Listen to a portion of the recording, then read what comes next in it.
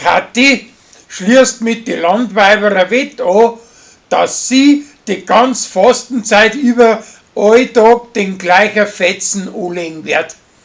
Aber schon am ersten Tag patzt's ihm beim Tortenessen voll.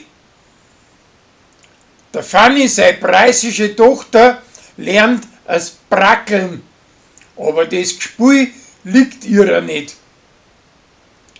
Der Gerstl muss auf den Landrat seinen Hund aufschauen, obwohl das er gar keinen Hund nicht mag.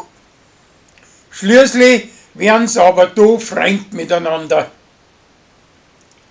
Der Trixi, seine Mutter, tut an Mike die Botschaft, dass sein Ex gestorben ist und ruckt mit der Wahrheit raus, was mit ihrer los gewesen ist.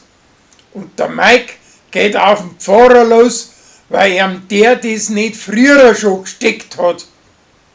Und drum möchte er zuerst sein Ex vor einem fremden Pfarrer eingraben lassen. Aber schließlich gibt er nach und nach der Kremis verbrennt er auch noch mit seinen Kindern zusammen der Trixi sein Tagebuch.